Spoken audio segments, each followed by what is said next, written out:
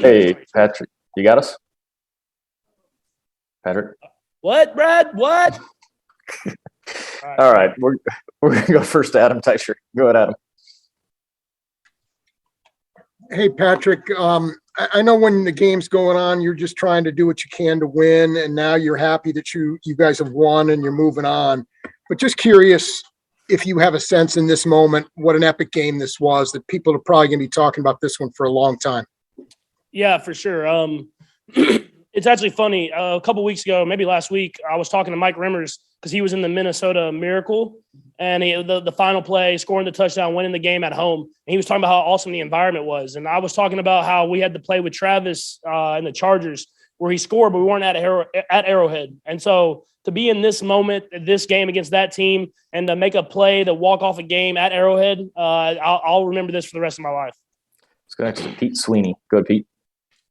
Patrick, I was wondering if you could take us through the 13-second mark and your thought process on making sure the team stayed focused and how you were able to get down the field. I mean, it wasn't hard to keep them focused. We believe. I think that's the biggest thing on this team is we believe no matter what, offense, defense, especially, and that we can do the job in order to win the football game. The first play we hit hit Tyreek, and he got up as much as he can, got down. And then at the play to Travis, I mean, it was kind of a thing where he wasn't necessarily supposed to do that. But after the timeout, we got to look at what the defense was doing. And he actually said it to me. He's like, "Hey, if they do it again, I'm gonna take it right down the middle between both the guys guarding me." And he went up the field, I gave him the ball, and he got in field goal range. Let's go next to Sam McDowell. Go ahead, Sam.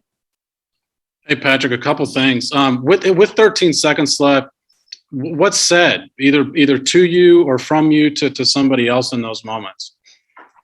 I think it's just we're gonna go get in field goal range. I mean, that's all we could do at that moment was try to find a way to get in field goal range, and we have that belief. We have the belief that we're going to do it. If you take it back to the year we lost the AFC Championship game, we got in field goal range in like 18 seconds or something like that. You have to have that belief. If you're not going to go down fighting, then you don't deserve to be here. And we knew that if we could just give ourselves a chance to get in Butker's field goal range, he was going to knock it in, and he did. Let's go next to Todd Palmer. Go ahead, Todd. Hey, Patrick. Andy said that when you went on the field, he said when it looks grim, be the Grim Reaper. I just want to get your thoughts on Andy's advice there and what you think of that as a possible nickname. Yeah, I mean, Jesus. He shoots us confidence. I mean, everybody on this team, he keeps bringing you confidence week in, week out, every single day. And that's what he said to me. And I mean, he talked to everybody. He said, "Hey, we're going to go do this. We're going to get in field goal range. We're going to get points." And I mean, he truly believes it. And when your coach believes in you that much, it gives you the belief to go out there and do it and execute it. And that's what we did today. Let's go next to Nate Taylor. Go ahead, Nate. Hey, Patrick, I have two questions for you. Similar to the LA finish, I just wanted to ask you, what did you say to Travis when you gave him a hug to end the game? Same thing, man. I just love you, man. I mean, he made plays. Everybody did, but guys like Tyreek and Trav made plays when it counted, and they get so much attention every single week.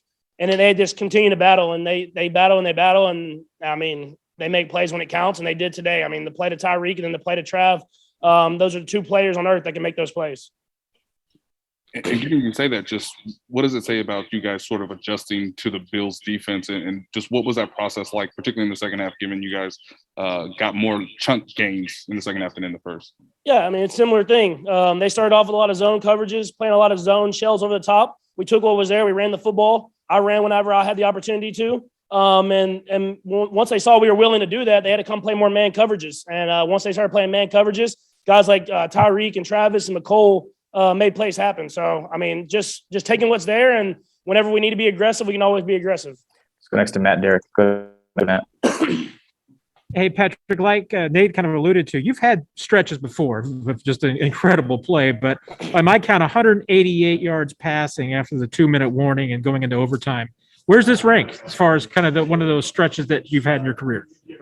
Yeah, I mean, it was definitely special to win a game like this at Arrowhead. I mean, obviously, Super Bowl was probably the number one for me, but I mean, this one's right up there to be able to come back a couple of times, get points when we needed to get points, score touchdowns, get in field goal range, let Butker kick field goals.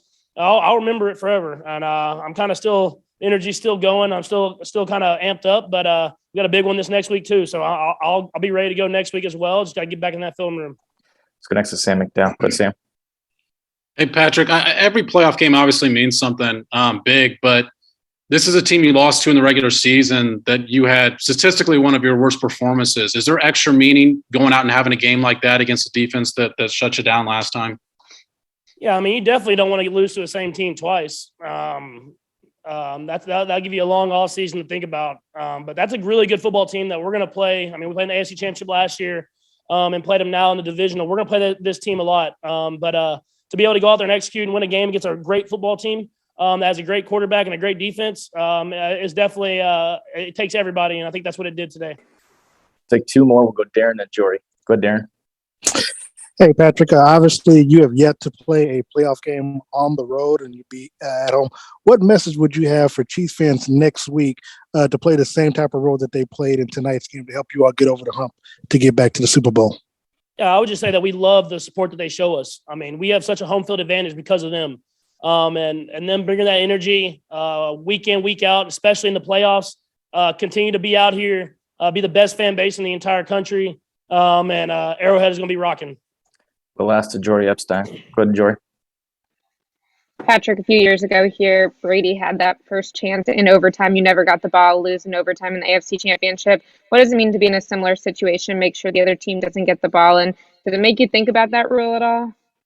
Yeah, I mean, it worked out well for us this time, but it's sometimes whenever you got two teams going back and forth like you're going, it kind of stinks that you don't get to see the other guy go. But I'll take the win this time. Obviously, it hurt me last time. And all you can do is play the rules the way that the rules are explained, and that's what we did today. Patrick, we appreciate the time. Thanks for joining us.